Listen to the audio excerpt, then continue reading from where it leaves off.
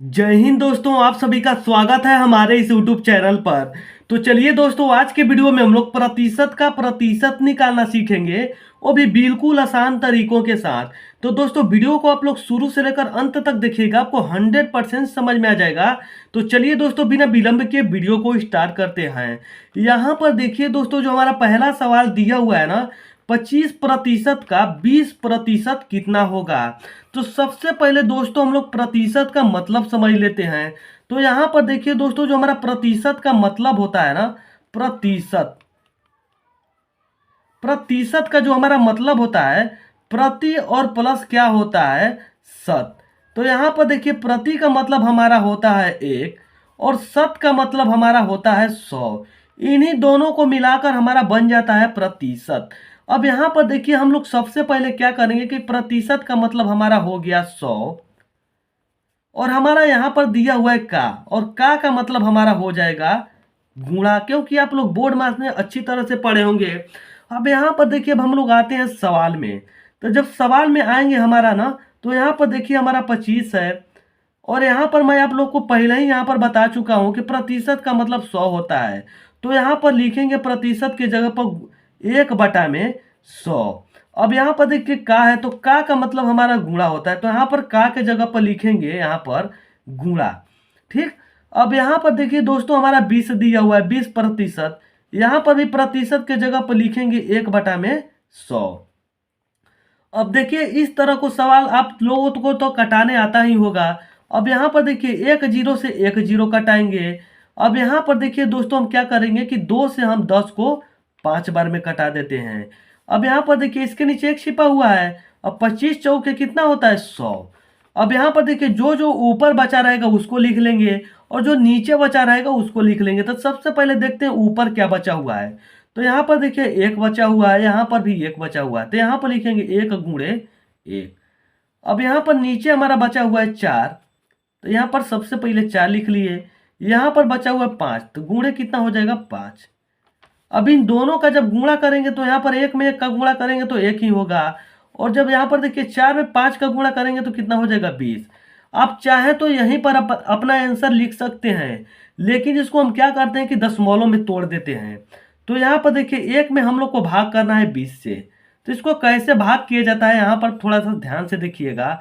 यहाँ पर देखिए 20 से हमारा एक नहीं कटेगा, तो सबसे पहले जीरो बैठाकर दशमलव बैठाएंगे। जब दशमलव बैठा दिए तो यहाँ पर एक अंक बैठाएंगे, तो देखिए अभी भी छोटा है, तो यहाँ पर क्या करेंगे, एक और अंक उतार गया, अब 100 हो गया। तो 2 को जीरो बैठाए, तो यहाँ पर देखिए एक और जीरो बैठा देंगे। अब 20 से 100 बार में करता है, 5 बार में करता है। तो यहाँ पर जो हमारा इसका आंसर हो जाएगा ना, 0.05। यही हमारा बिल्कुल 100% राइट आंसर हो जाएगा। तो चलिए दोस्तों, आशा करते हैं कि जो पहला सवाल था ना, आपके बिल्कुल 100% समझ में आया होगा।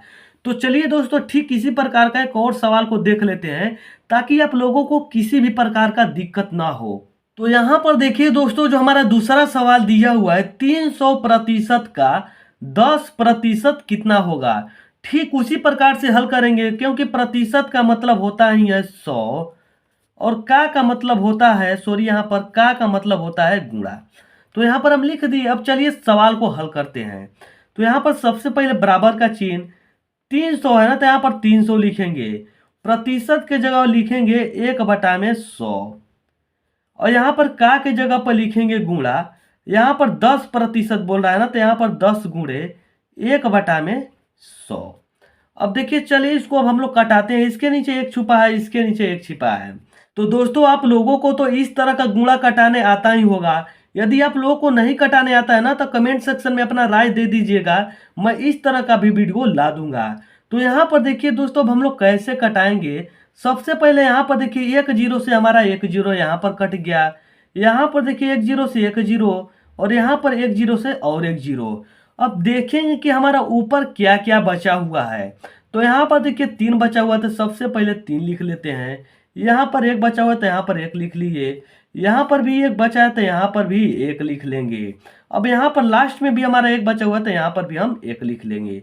अब नीचे देखेंगे क्या बचा हुआ है। तो यहाँ पर एक बचा हुआ है, यहाँ पर भी एक बचा हुआ है, यहाँ पर लेकिन 10 बचा हुआ है। तो अब चलिए दोस्तों, गुणा हम लोग करते हैं।